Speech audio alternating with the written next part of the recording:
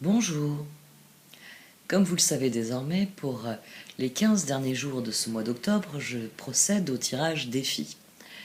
Ceci, comme le tirage au Chosen, vous indique le défi qui vous attend et la manière dont il peut être remporté. En préambule, j'ai décidé cette fois-ci de parler de la rétrogradation de Mercure, parce que je sais que c'est un sujet de préoccupation pour beaucoup d'entre vous. C'est vraiment la rétrogradation en astrologie qui se produit le plus souvent et qui revient dans les préoccupations des personnes qui suivent les, on va dire les publications astrologiques, qui suivent le mouvement des planètes afin d'être plus conscients de ce que l'univers a à nous dire. La rétrogradation de Mercure démarre le 14 octobre et se termine le 3 novembre. La plupart des gens ne ressentent les effets de Mercure rétrograde que lorsqu'il entre dans une période de tempête. La période de tempête étant celle où Mercure se déplace à son rythme le plus lent. Et comme c'est une planète au mouvement rapide, elle déteste lorsqu'elle se déplace lentement. Pour ce transit, ce sera les périodes du 7 au 19 octobre. Donc un petit peu avant, ça déborde sur les zones d'ombre. Et ce sera aussi du 31 octobre au 7 novembre, c'est-à-dire toute la période qui couvre le retour au direct et donc une partie du transit rétrograde en lui-même et une partie de l'ombre de ce transit. C'est la dernière rétrogradation de Mercure pour 2020, fort heureusement, et elle commence dans le Scorpion. C'est un signe intense qui régit nos démons et la part d'obscurité qui est inhérente dans chacune de nos vies. Ainsi, lorsque Mercure rétrograde dans le signe du Scorpion, nous pouvons être obligés de faire face à certains des aspects les plus sombres de nous-mêmes et de notre vie. Ainsi, et c'est ce que vous appréhendez sans doute, nous allons vivre des montagnes russes émotionnelles, mais aussi des difficultés à communiquer sur ce que nous ressentons vraiment. La puissance et le contrôle sont gouvernés par le Scorpion.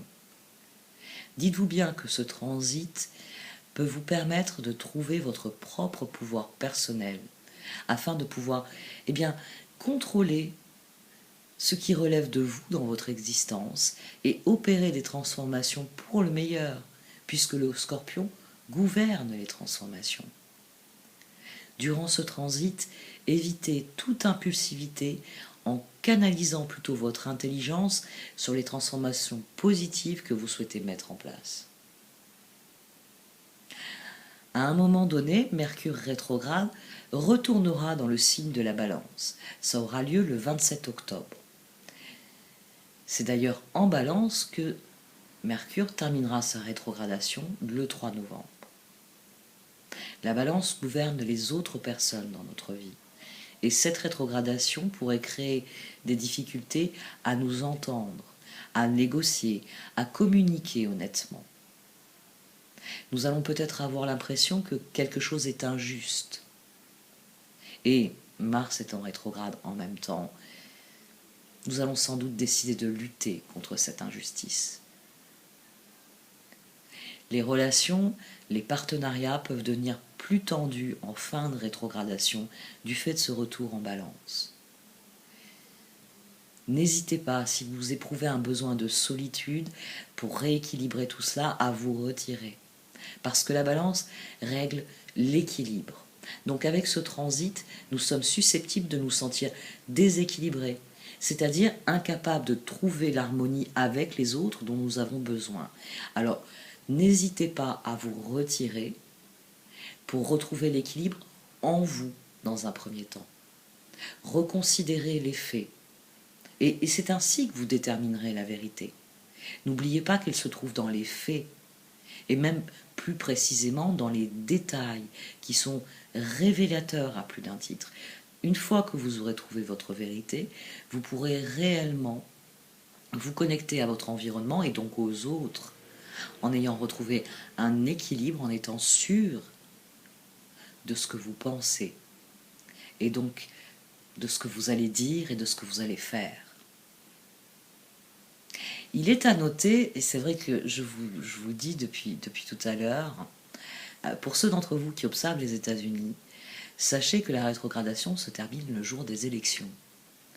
La dernière fois que Mercure rétrograde a joué ce genre de tour, c'était en 2000. Alors, ce coup-ci, la fin de sa rétrogradation n'a pas lieu à un degré anarétique comme cette fois-là, mais il est plus que probable que ce jour-là, nous n'aurons pas un décompte fiable et que les certitudes concernant qui est élu viendront bien plus tard. Pour en revenir à la rétrogradation de Mercure en Scorpion, elle est d'autant plus significative qu'elle a lieu pendant la rétrogradation de Mars en Bélier. Et ce, alors que Mars est l'ancien souverain du Scorpion et que le Bélier s'oppose à la Balance dans laquelle la rétrogradation de Mercure se termine. Donc, ces deux rétrogradations, ces deux transits sont vraiment imbriqués. Ils se nourrissent l'un de l'autre. Ce qui veut dire, oui, des problèmes de communication supplémentaires, des combats supplémentaires, une énergie qui est très impulsive et qui ne permet pas toujours d'entendre l'autre et donc d'être sur la même longueur d'onde. Nous allons devoir travailler beaucoup plus dur pour canaliser au mieux ces énergies, sinon nous devrons affronter les conséquences de notre impulsivité. Par ailleurs, pendant la rétrogradation de Mercure, ont lieu 3 aspects majeurs. Ainsi, Mercure rétrograde sera opposé à Uranus le 19 octobre, ce qui va attiser une énergie rebelle, un besoin de plus d'indépendance. L'aspect traditionnel, le côté comme il faut, qui est dicté par les us et les coutumes, par les institutions, par les impératifs sociaux, ne nous satisferont plus. Parce que nous voudrons vivre le changement qui nous ressemble, qui nous correspond. Nous voudrons exercer notre libre arbitre. Soyez pleinement conscients de la portée de vos choix. C'est pour moi le meilleur moyen de combattre toute impulsivité. Soyez toujours conscients, responsables de vos choix. Ce sont vos choix qui font évoluer les choses. Ce sont vos choix qui provoquent des changements, qui provoquent des évolutions. Plus vous êtes conscient et responsable, plus vous êtes authentique, et mieux ça se passera. Mercure rétrograde sera aussi en conjonction avec le Soleil le 25 octobre.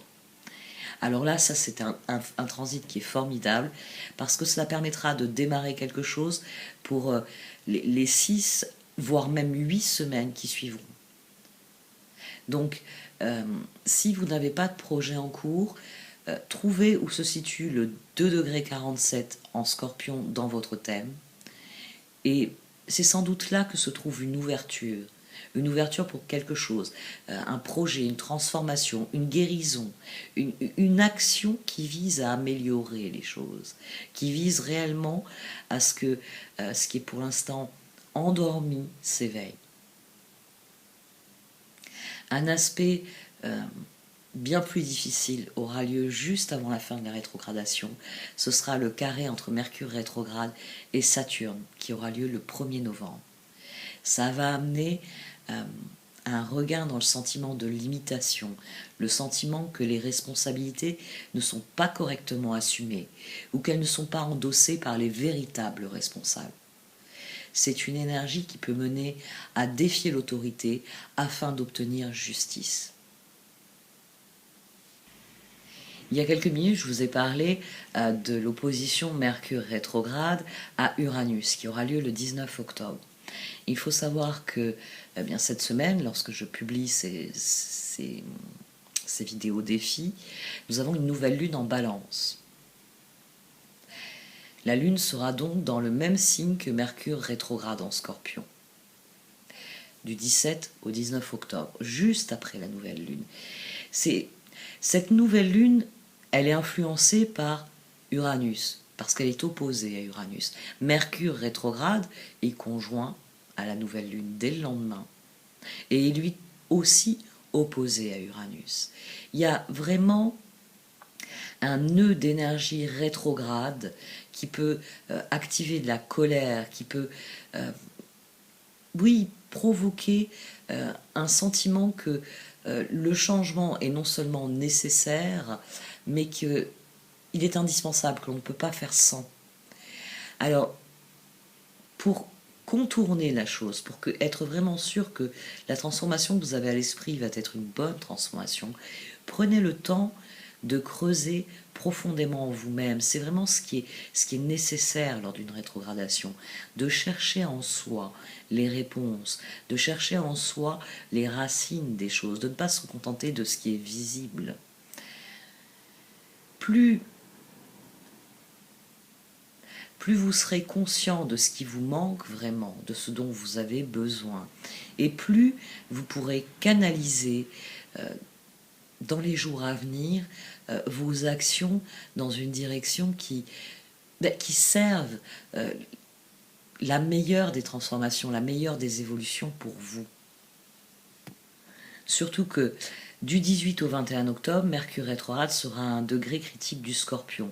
Le degré entre les 8 et 9. Les degrés 8 et 9, c'est des degrés qui sont critiques. Du 31 octobre au 2 novembre, il y aura le même phénomène parce que ce sera sur le degré 26 en balance. Les degrés critiques sont des degrés qui sont spéciaux. C'est-à-dire que ils rendent nerveux, ils rendent maussade. En Scorpion, il y a vraiment cette impression que tout est là, que tout est prêt à germer, mais qu'on est contrarié, qu'on ne peut pas y arriver, qu'on ne pourra jamais le faire. Et dans le degré balance, il y a un déséquilibre qui se crée entre ce qui existe et ce que l'on désire.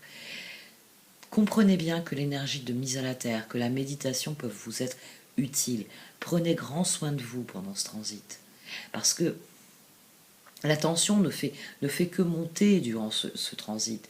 Elle sera à son comble parce que Mercure sera au degré anarétique en balance en toute fin de transit.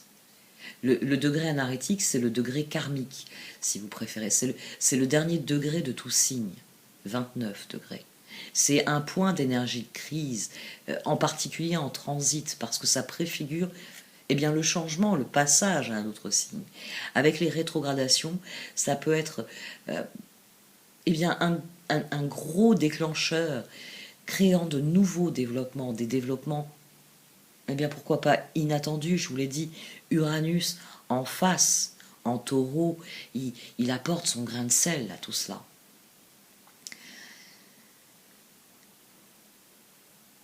Soyez concentrés, soyez soucieux de votre bien-être, mais aussi de votre bien-être avec les autres, parce que il y a en toute fin vraiment un transit qui peut nous soulager dans les derniers jours du transit de Mercure rétrograde, c'est le fait que Vénus entrera en balance le 27 octobre.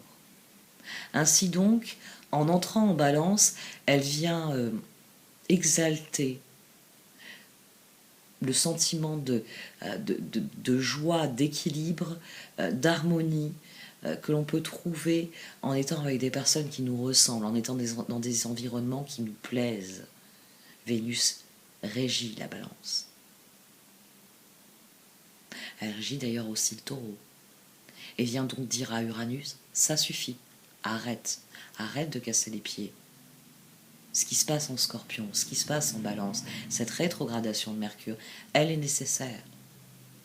Et les choses vont aller vers le meilleur. Il y a vraiment une énergie optimiste à partir du moment où Vénus entrera en balance.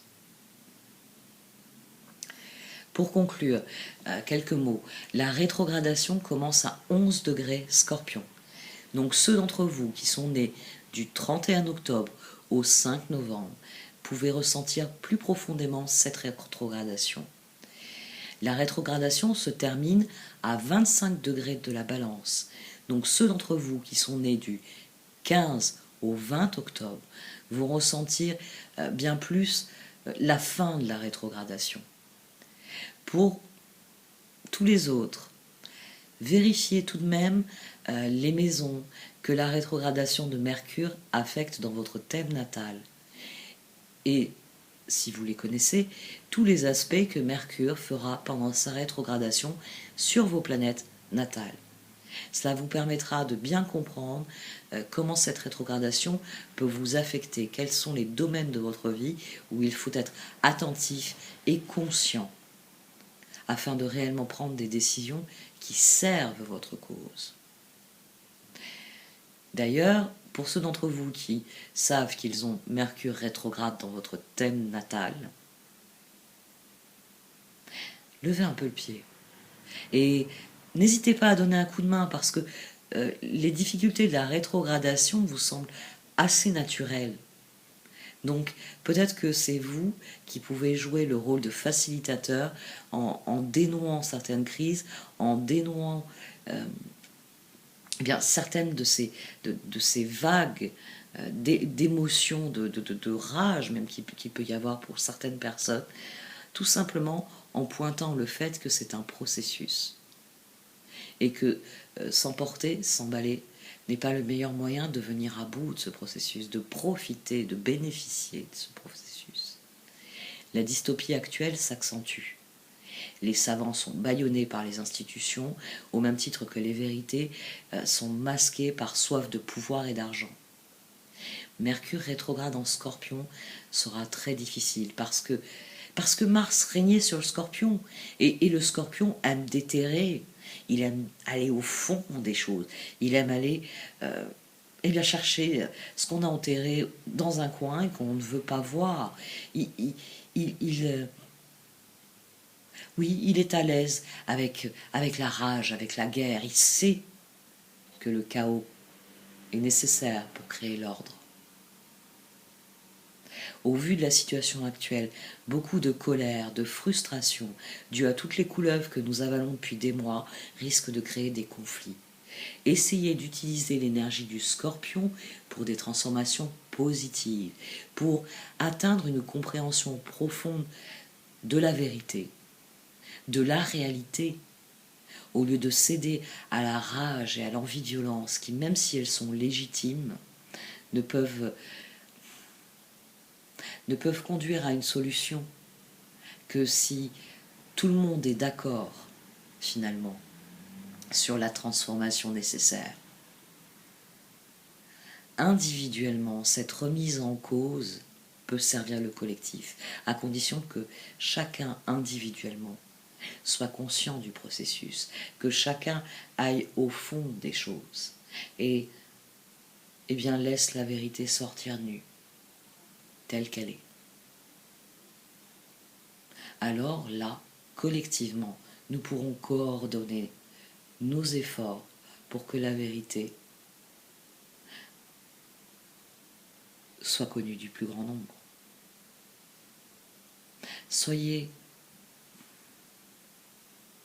Prenez soin de vous.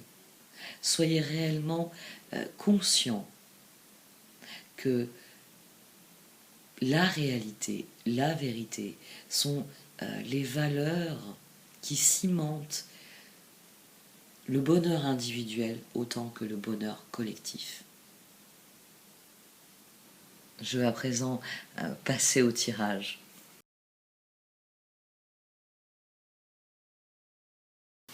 Voici donc votre tirage défi pour ce mois d'octobre, amis Cancer. Au centre de ce tirage, vous avez une carte d'oracle qui vient vous parler de circonstances qui évoluent de manière inattendue, de résultats imprévus ou de nouvelles rencontres auxquelles vous ne vous attendiez pas. Ce tirage vous dit que les choses vont évoluer dans une direction que vous n'attendiez pas, ou elles vont évoluer assez brutalement.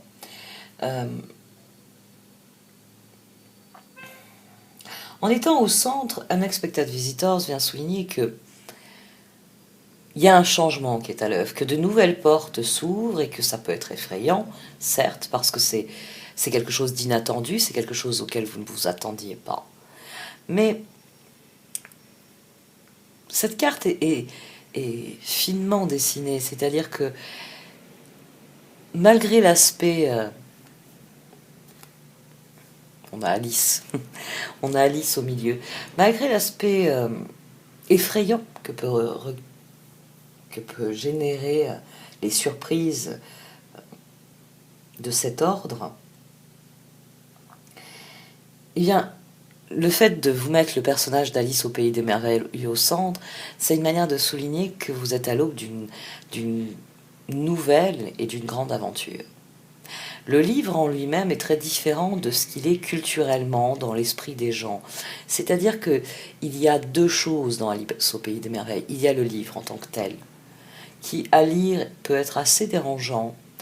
Il vaut mieux le lire à l'âge adulte pour réellement comprendre certaines choses qui sont implicites dans le livre, pour comprendre la portée de certaines situations, de certaines considérations qu'il y a dans ce livre. Mais c'est un livre qui est passé dans l'inconscient collectif sous, bien, le plus souvent sous l'aspect, on va dire, que lui a donné Walt Disney. C'est-à-dire que c'est le dessin animé d'Alice au Pays des Merveilles qui vient souvent à l'esprit quand on évoque Alice. Et on perd au passage certains aspects du livre qui ne sont pas à regretter et d'autres qui le sont plus. Cette carte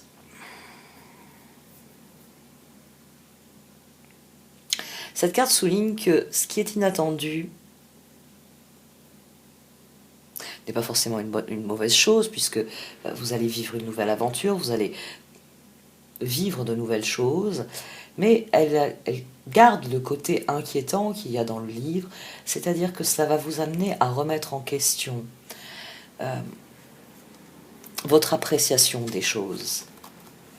On a deux autres cartes ici qui expliquent mon entrée un peu alambiquée. On a Spirit of Place et Wizard of Awareness.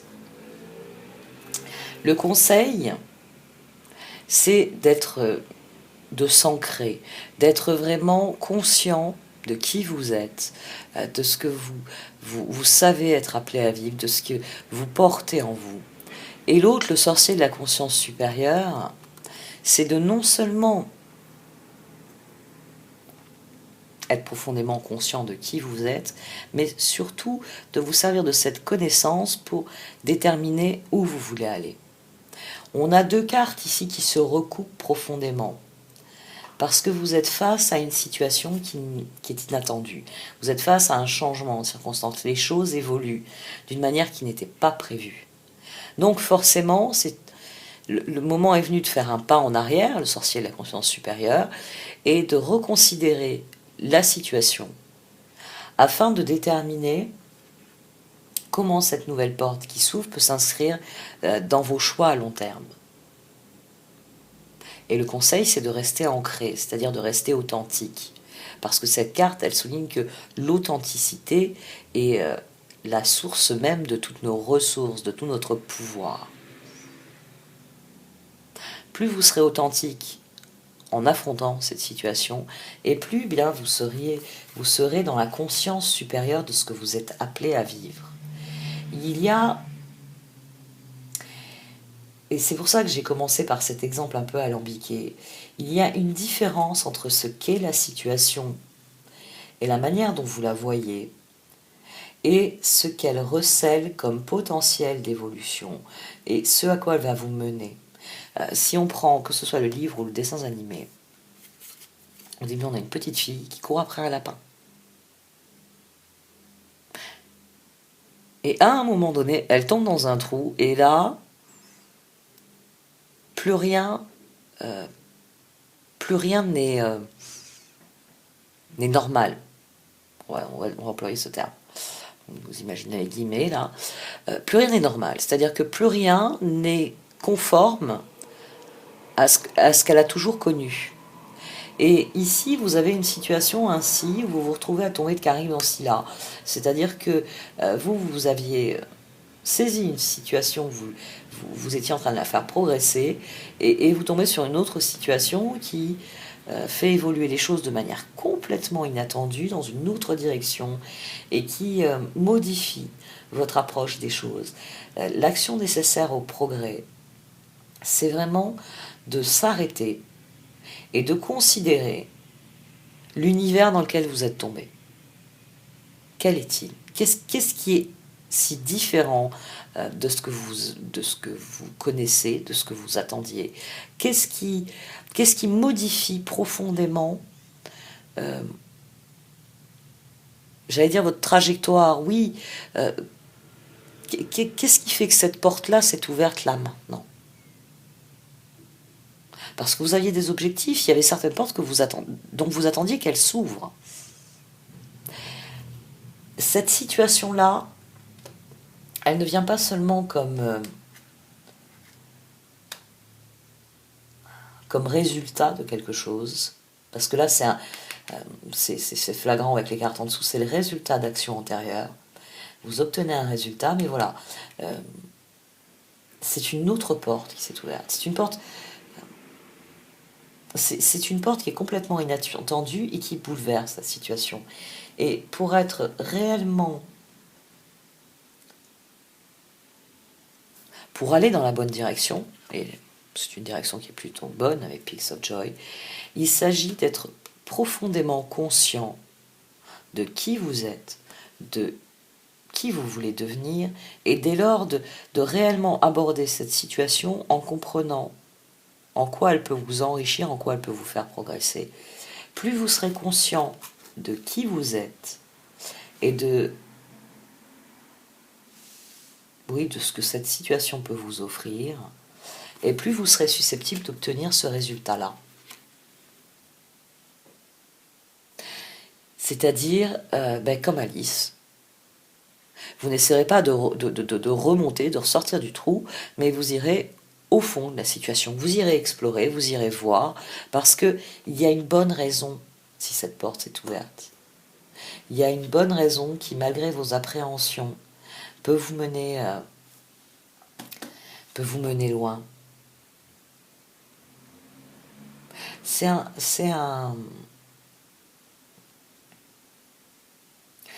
un tirage qui vous recommande, le sorcier de la conscience supérieure, et même le conseil, d'être pleinement concentré sur ce qui se passe et pleinement conscient quand vous faites vos choix. Et quand je dis pleinement conscient, ça signifie que vous avez conscience du choix en lui-même.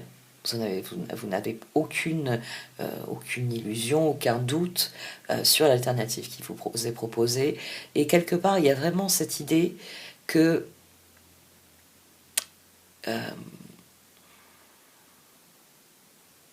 vous allez voir, plus vous serez ancré dans l'instant présent, plus vous verrez loin.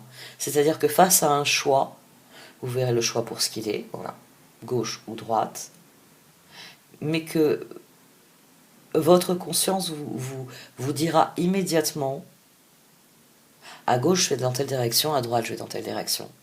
Ce qui fait que la décision s'imposera d'elle-même.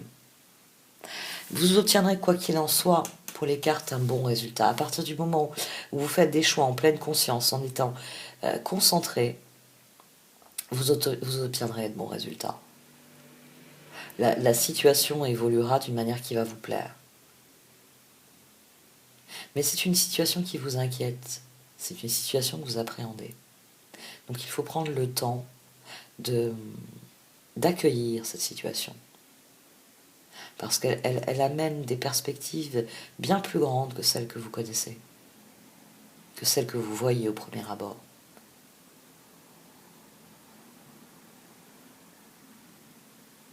Je vais arrêter là. Merci de m'avoir suivi. Pour ceux qui le désirent, vous pouvez me suivre sur Vimeo pour l'extension de ce tirage. Merci de m'avoir écouté.